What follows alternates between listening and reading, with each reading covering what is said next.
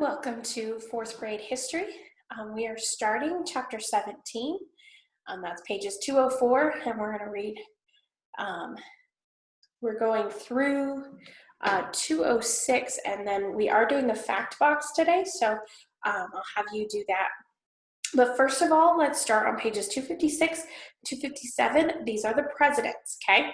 We are going to sing a song. I'm going to sing it first, and then the second time I want you to try to sing it with me. And these are, we sing just the last name, okay? So I'll sing it and then I'll let you guys jump in the second time. If you know it, you can sing it with me the first time, and that's fine. But if you don't know it, listen the first time, okay? Washington, Adams, Jefferson, Madison, Monroe, Adams, Jackson, Buren, Harrison, Tyler, Polk and Taylor, Fillmore, Pierce, Buchanan, Lincoln, Johnson, Grant and Hayes, Garfield, Arthur, Cleveland, Harrison, Cleveland, McKinley, Roosevelt, Taft, Wilson, Harding, Coolidge, Hoover, Roosevelt, Truman, Eisenhower, Kennedy, Johnson, Nixon, Ford, Carter, Reagan, Bush, Clinton, Bush, Obama, Trump was the next one. Okay, pretty simple. We've had to adjust that last part because when I learned it the first time, Bush was in office, the second Bush was in office, and so we said Bush, Clinton, Bush, Clinton, who will be the next one is how you ended it. But this now we have to add a couple more. But that's okay because that means that we've had more presidents, and eventually we'll have to readjust and sing it a new way. But for now, this is the way I'm going to sing it. Okay.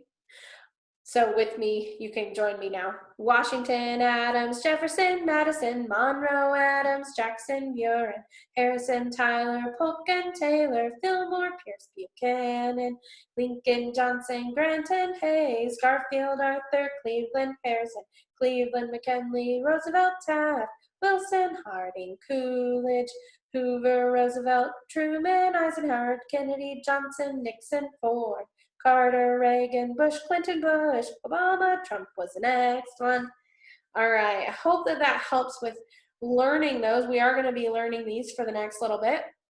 And so now you can turn back in your book to chapter 17, pages 204 to 206 and 207 with the fact box, okay? So with this, I'm going to go ahead and just go over some things about what you're going to be reading and then let you then read it, and I'll let you know what the homework is. But first of all, I want you to look at this picture that is on page 204 and just think about what that means.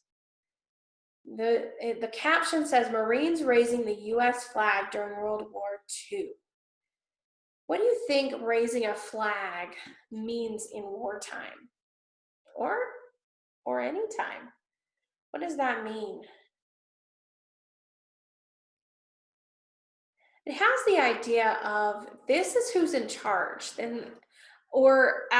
During peacetime, we put a flag out to show respect to our country, that we are citizens of this country and we are showing respect. And so that's really what this is. They were showing that they had won this battle. That's what this was for, and they were the ones in charge then. Okay, so we're looking, first of all, we look at World War I because of course that one happened first. And World War I happened between the years 1914 and 1918, and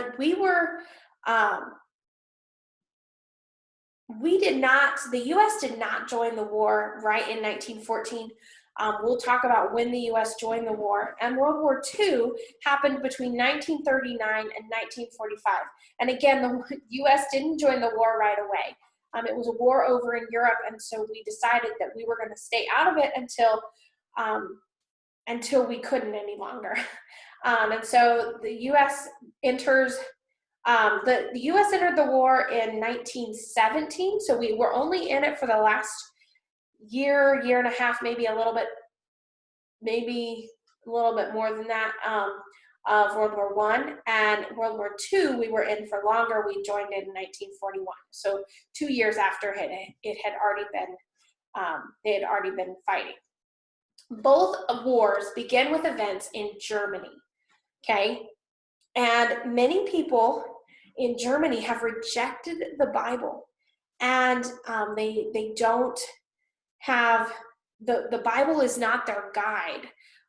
As America was founded, and now, I mean, we have all of these things that have happened. People, they've taken the Bible out of schools, they've taken prayer out of schools, and really they've tried to take God out of every aspect of life for those that don't see that he's an important part of life. And because of that, in Germany, they were in danger of making unwise decisions, and that's exactly what happened. In 1914, the German ruler, Kaiser Wilhelm II, he wanted to control more land. And so they wanted to gain more control in the seas and more land. England was really had a great navy and was really in charge of a lot of the areas there. But Germany started to build up their army and their navy. They started having these just try to build up their military and the machine gun, or I'm sorry, I'm thinking that, but I don't, weapons is what I was going for. And so other countries around Germany started making alliances with them. And an alliance is a promise between two or more countries to fight together against their enemies in time of war. And so actually, they were making alliances against Germany, but together. They were afraid of what would happen, and so they wanted to have they wanted to have alliances. They have other nations around them that could fight with them. So the countries that sided against Germany were called the Allies. Okay. And Germany and all of the countries that were with them were called the Central Powers. But there were some countries, and the U.S. was one of them at the beginning. As we talked about, they didn't enter the war right away. They were called neutral nations, and they were neutral, meaning that they weren't a part of any of it. They were staying out of the fighting. Okay, and what happened was that the Europeans were preparing for war. Germany started building all of its machinery and everything, and the other countries were like, well, if they're going to be building up all this stuff, we better too. And so they started as well. And so they were preparing for this war, but they didn't have an excuse to start the war. And really, they usually need an excuse to start the war. And so that came on June 28th in 1914, and a man by the name of Archduke Francis Ferdinand he was one day going to be the ruler over the country of Austria-Hungary. Okay, that was one country back then. That was controlled by Bosnia right at this point. And he and his wife were visiting Bosnia, and they were trying to come up with some sort of agreement between them. And there was a Serbian, and the country of Serbia is close to Russia, and so they actually have some close ties. In fact, I think now Serbia is part of Russia. What was Serbia is now in Russia. But a Serbian teenager probably had heard things, was probably very upset over things that were happening, and he shot Archduke Ferdinand and his wife as they rode in a car, an open car. And you see the picture there, and he killed them both.